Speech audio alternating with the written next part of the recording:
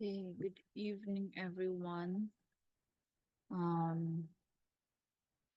lamang gi-record ang meeting. So this will be the recording of my the steps on how you're going to continue with your research report or research paper. So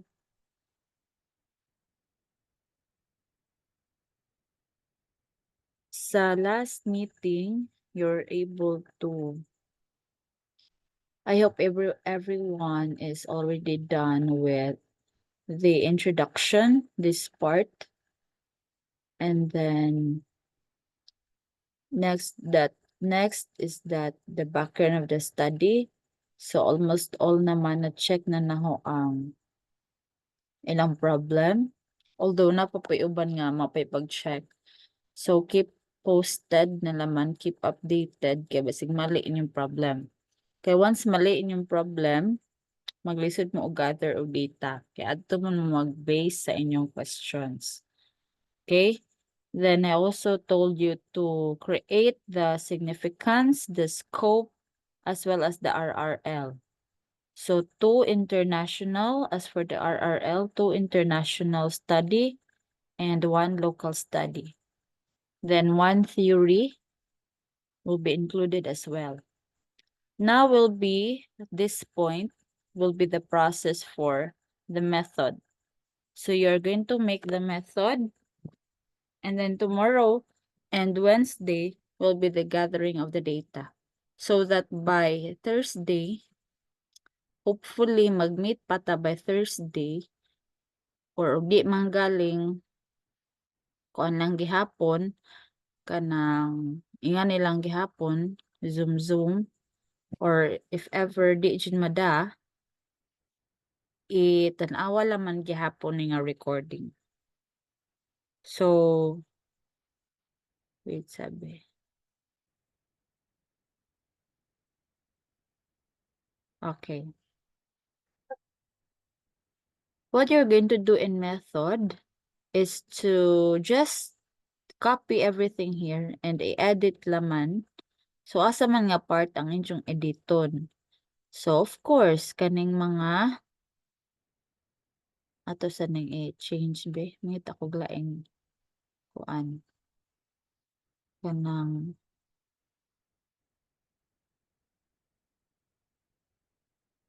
mangita ko glaing nga PowerPoint. Nanan ako sa Edge.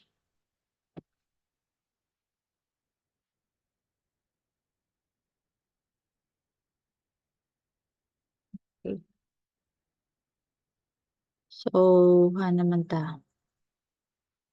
This one.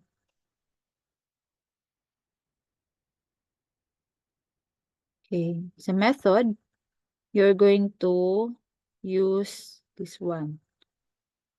Phenomenological design. Kaya mamani atong ilagi siyang highlight. Na phenomenological design, because you're going to just describe the experience. So here, aning nga part sa traffic congestion, of course, kung sa inyong problem, mo tayo butang diha, dili pod kay sundugon po na ninyo ng traffic congestion. So it also used to collect qualitative data, and how does it affect academic performance and so on. Then the participants will be, of course, depende sa inyong study. So since ang example is University of Northern Philippines, it does not mean nga kana po siya sundugon. So the researchers may gather information from senior high school students who are commuting. So again, kani nga mga part, basaha laman na, and then i-adapt ang inyong study. So it does not mean nga kung nga sundugon, po sundugon tanan. Meaning to say, you have to edit this part. So, kani nga part, magdepende sa inyong study. Then, instrument will be same, direct and in-depth interview. But then again, ari nga part, dili ni ninyo sundugon kay depende man sa inyong problem. So, kawa man mo nangita sa traffic congestion sa senior high school, lahi po dyan imbutangan ng problem. Sa procedure, sa mani, conduct this study inside the school campus, dili na university, receiving an approval letter, kuhaan na ng laboratory school, then, okay, kana sakto ni, kanada na. Conduct oral questioning, okay, very kana, sakto na, kana sila tanan, okay, kana. So, gamay lang edita kana ra mga again kani o mga traffic congestion magdepende na sa inyong study.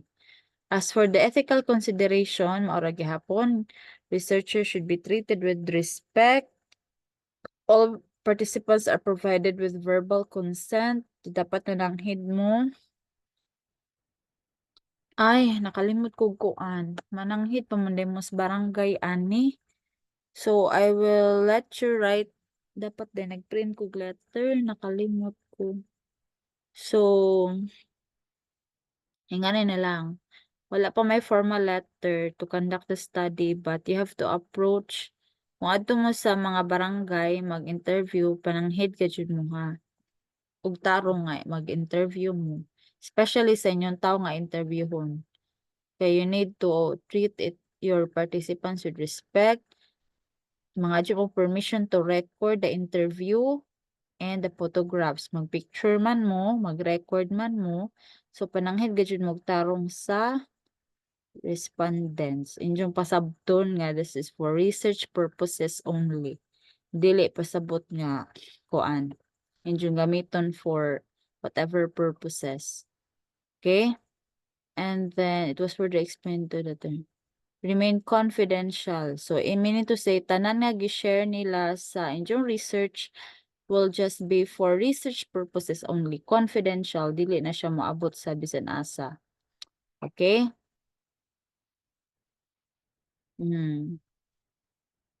Sa maning supervisor and the participants.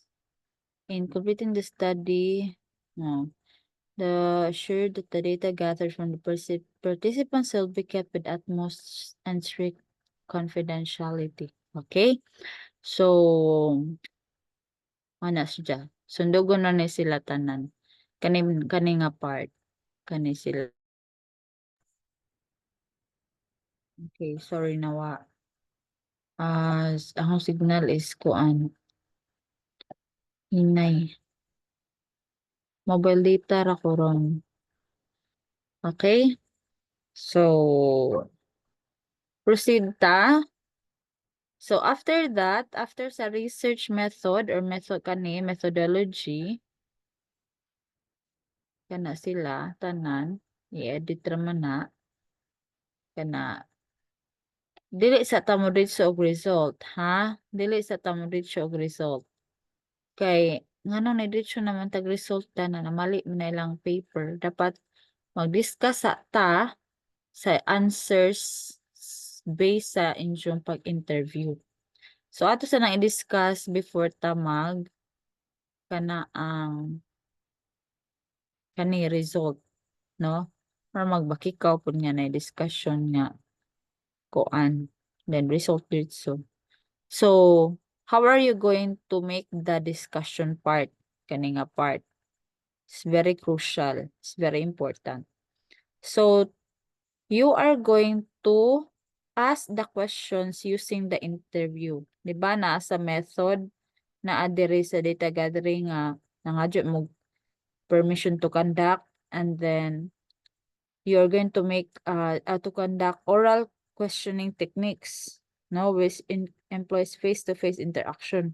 Meaning to say you're going to make unstructured questions. So kanang questions ninyo mautong naa sa problem. Balik ta sa problem kana ana mo magbase sa inyong pangutana inag-interview. Okay ba? So man nag-iingan nga og wa pa mo kahimo dani nga part sa background of the study. Maglisod gajud mo og interview. Kaya anak man mga sa anak man mao man yung pangutana na nag-interview.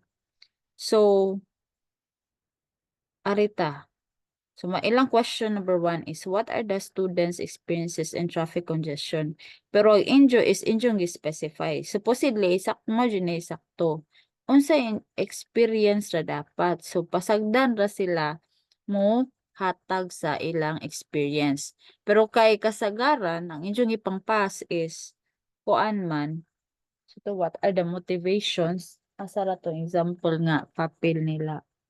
John Mitch Dari o Hazel. How easy. So, nanay nakapas sa groups sa bread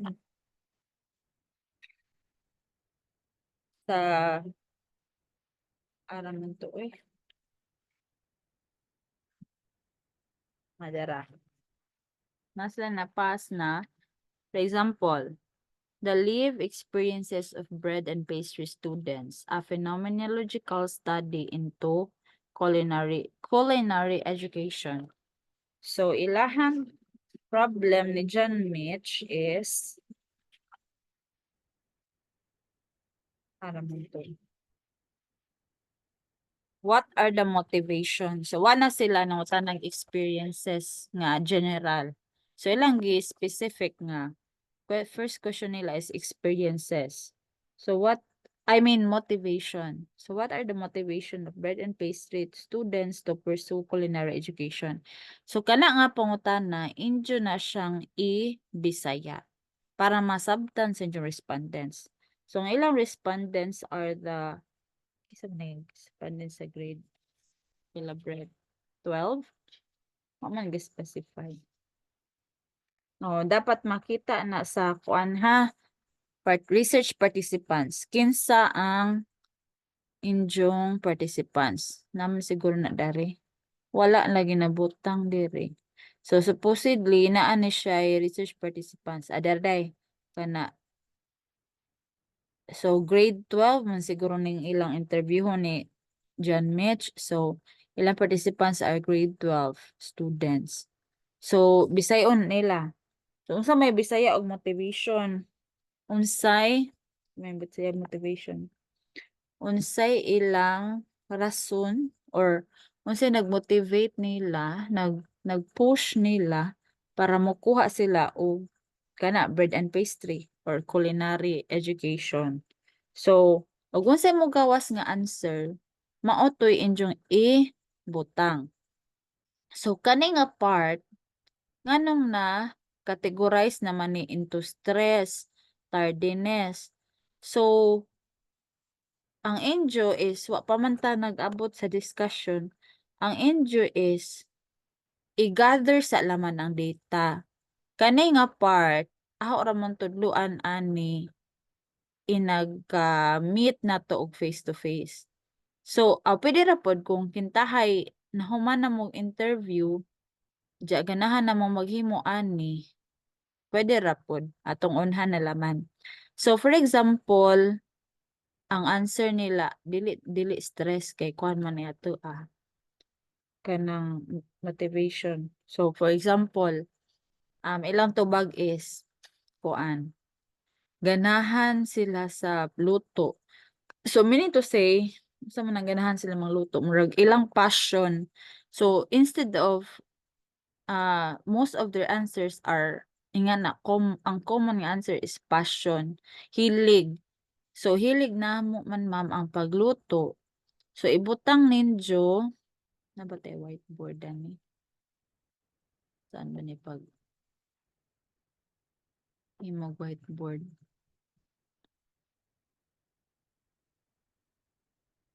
Dapat sa daw.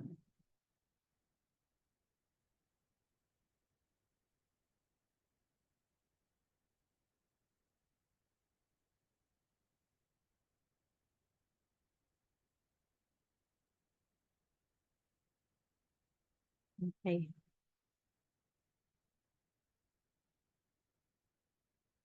Ay, sa Hagalod pa ko. So, ari na lang ato example sa laman. Kadtong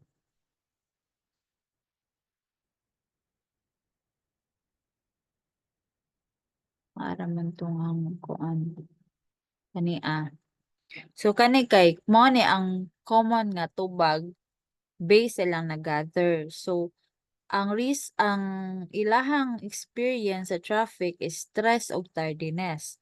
So mo ni ang common nga tubag out of maybe pila man nilang interview ha man specify pero sa injuha kung mahimo 5 ang interviewon.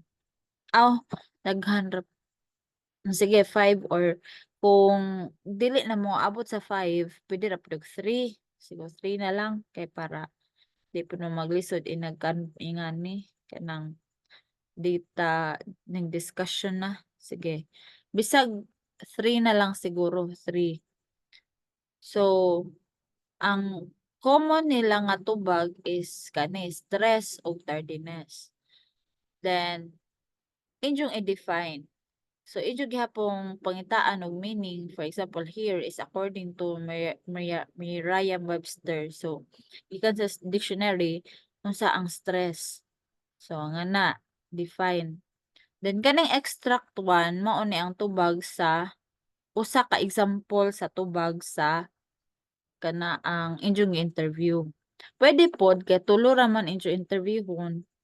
Pwede pod og katong tulo ka kuan nila answer is inyong ibutang diri, no? So kay tulo ra man kani kay isa ra ilang gibutang example. So Tagalog ni no or pwede pod Bisaya. So dili na lang siguro i-translate no to English kay lisod na pod. Pero you are going to explain unsay pasabot sa answer nila. So here, ilang translate kumbaga gi-discuss nila that the participants often experience traffic when it is already 7:30 onwards. Then must move siya kung naay event or occasion sa lugar. So this will result to stress and tardiness in attending their class, especially kung na first period ma-miss nila activity or performance. So then gisuportaan na po nila nakakita sila og study nga ang according to that study si traffic congestion always yun na siya source not always source usa siya sa source nga ma-stress ta, ma-anxiety ta or masuko ta. So man siya pasabot. So meaning to say in your case og for example katong yun ganina hilig nila is magluto. So mangita mog study pud nga mo support nga kanang naa for example according to sa man a study of say sa apelyido na to dari. Example, Escabusa et al. Escabusa 2011. So according to Escabusa 2011, culinary is one of the courses nga maka-attract og mga students nga nakitahay because kanang or basta something about passion pod, something nga study about healing nga mo support. Okay? Again, you have to aside from that, you have to include the katong extract or meaning to say katong tubag sa inyo respondent. So inyo butang dana. Mo ni nakadugay nga part sa discussion. Kay inyo pa man isuwat tong ilahang tubag. Okay? Then kung kita isa ra ka theme ang ni-emerge, I mean isa ra ang common nga answer nga ni-emerge, okay ra jud kaayo. So in this case, sa ilaha is duha. So aside from stress, tardiness. So ang experience nila sa traffic is malate sila. So here makakita mo gi-describe unsa si tardiness. So gi-define unsa man na si tardiness. Then extract to ang answer unsay gitubag sa ilang interview. Then gi-interpret nila kani nga part. Then nagangita na po sila study kana cited by nga unsa may pasabot danang or unsay ka-support nga kuan nganong ang late nganong ang tardiness usa sa reason o usa sa may experience sa tao sa traffic. So Muna ilaha. And then number 2 question nila is, how does traffic congestion affect the performance and activities of students in and out of school? So, inyo naghihapong Bisayon, punta na inyong respondent ani. Unsay ilang para nila unsa may effect sa ilang sa traffic sa ilang grado ug sa ilang activity sa school or performance. So mo nilang nag-gather nga common nga tubag. So kani inability to understand isa kasabot sa lesson, then extract na pod, i-define, and then extract, then in general mag-support kintahay support nga study in discussion. Then what mora mo to ilang common nga answer. Murag isa ra, inability to understand the lesson well. Then question number 3, what are the student strategies to avoid traffic congestion? So unsa may um strategy, unsa may technique para di ka ma-traffic. So naa sila tubag pod nga common nga tubag nga wake up early. So man nilang pinaka-common nga tubag. Okay? Then after that, same process, i-define, i-extract ang tubag, then i-discuss sa pinaka-last nga part. Okay, nga na. So matong gingan nga the lesser the questions, mas sayon siya. Pero kung ang inyong question is relevant kaya pun sa study, kay nay uban tag 5 questions man ang like sa gas, mura na group nga 5 questions ilaha. Pero okay ra pud to kay related naman gyapon sa study ilang pangutana unya nindot pud to kay mas masabtan jud noon pud ilang study kay daghan silang pangutana. Abot og 5. So pag-discuss naman is medyo kuti na. That is why we have to limit na raman to 3 persons na lang nga interviewon para inigsuwat ninyo sa discussion nga part or ani nga part di mo maglisod kay daghan ra ba og 5 ra pud murag isuwat ninyo tanang tubag nila so murag kuan kanang naay lisod na. So pwede pud mo maglisod class katurang mga part bitaw nga common nga gitubag nila mao ra to inyong isuwat ayo na apila tong mga tubag nila nga nisimang or why labot sa kanang naay inyong pangutana. So inig pangutana ninyo katurang mga tubag pod nga nitunong, no? Mao po ni lagi nakalisod kung tulo ra day pod kay what if sa tulo ka participants wa po natunong ilang answers. So dapat kung ingan na manggaling mangita na lang pud mo another additional participant nga kana bitang murag makamao pod nga motubag sa inyong pangutana.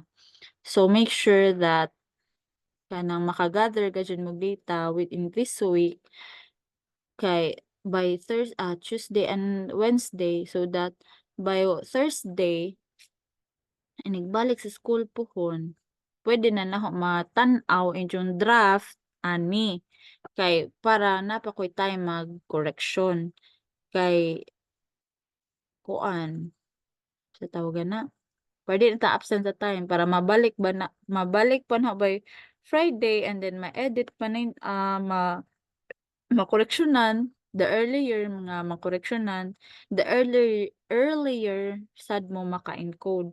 So para by Friday mauli na ho that will be on March drum corps ra ba po na no? Sige pero paningkamutan gyapon na nga after drum corps or maybe 4 ang iuli. Nika 4, March 4 ang iuli, then mag-encode mo 5, then mo submit mo sa final copy o next week. So within that week kani 6, 7, 8, 9 6, 7, 8 makapass na mo kay mag final exam naman ning 9 ug 10. So before finals dapat makasubmit na mo kay aron hinahinay po kukuan sa inyong grado. Okay kay kuan na lang kana na lang ahong final nga sa tawag na project Yes, that will ma'am dyan ang final nga project as a group. Okay? Then, kung mahuman na pod mo, kay pas kintahin mo nagkahimo dani, so that will, ana na ta mo insert sa kani ang result. So, from your discussion, nakagather mo, interpreted, dili ni tabulated result, data gathered, adyo na ng tabulated. Based on the data gathered and interpreted, the researcher arrived at the following findings. So, number 1, experiences katong pangutana. So, mean to say, the participants have different similarities and experiences. So, pwede pod nga, og unsay theme nga ni gawas dani, more po dyan. So, what? Mean to say, for example, number 1, experiences of the students. So, the participants, experience stress and tardiness. Kamo man gitubag. So, mao to yung butang po dani sa result. Then number 2, ang sa ilang tubag nga theme, sani academic performance effect. So, it means that sa effect, the students have or cannot understand the lesson well. So, mo na butang pod. Mura ra ba og i-simplify ning part sa discussion. Mura na purpose sa kuan sa result. I-simplify ra, more i-summarize ra. So, sa discussion ra dadto bat-baton ra siya, but in result more i-summarize na ninyo. Na-gets ninyo? So, I hope na-gets ninyo. And then, after that, mag-recommend mo. So, based sa findings, wala gini conclusion. Na-recommend lagi siya dito. So, conclusion, pwede ra pod injun ni siyang conclusion based sa results. So, based aning tanan, unsa may injun ma-conclude, no? Based sa result. So, unsa may injun ma-conclude nga maybe bisag isa or general nga conclusion. Then, based sa conclusion, mag-recommend mo. Unsa may injun recommend sa mga kanang bata nga kadang based sa injong tubag, no? Based sa inyong study, sa inyo ika-recommend. Bisag mga 3 lang good, adyo not necessarily nga 5. Pero kung daghan po ma-recommend, okay ra pud kaadyo nga kanang kuan recommendation. So, I hope everything is clear. Again, atong i-recap, you are in the introduction nga part mapaman and making the background, significance, scope, then RRL. So, kamas tagamay ha, kamas tagamay so that we can proceed with the methods here. Kuan na siya kana galing ibahin-bahin by group, no? Or by group mo kada member nimo bahinon nimo og pa-encode ani nga part kani sila.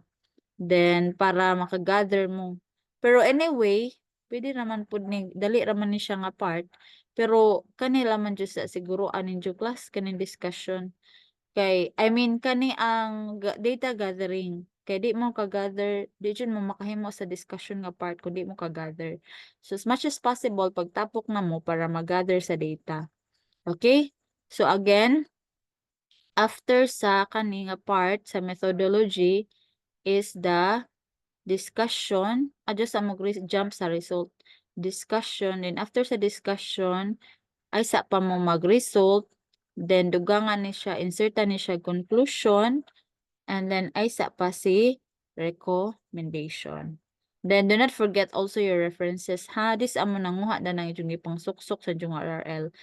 Kung unsay makit-an nga author sa ani tanan, dapat makita dyan na siya sa references. Kung wala gani na siya sa references, tangtanga na laman na diri sa sa unod sa inyong test, sa inyong research paper. Kaya dapat magkuyog dyan na sila. Kung kinsan dyan gipang suksok nga author sa research paper, dapat makita-an diri sa references. Okay? So I hope everything is clear. If not, you can still send me a message or PM me. You can ask questions directly from me. Don't worry kay maybe by Wednesday mabalik ko sa eskwelahan or di gyud ko kabalik sa Wednesday, maybe or Thursday na gyud ta mag-meet. Pero tagain na lang kog draft ani. Tagain na lang kog kuan ani kay para maanam og correction again ha. Kay para napakoy time by napakoy time by Friday to read everything and ma-return na ho as early as possible. Ma-return na ho by Saturday para ma-encode pa ninyo. Para next week ready na for submission sa kanang final output. Okay? So I hope na sabta na and maybe I will give kanang further instructions sa GC unsa manggaling. Okay?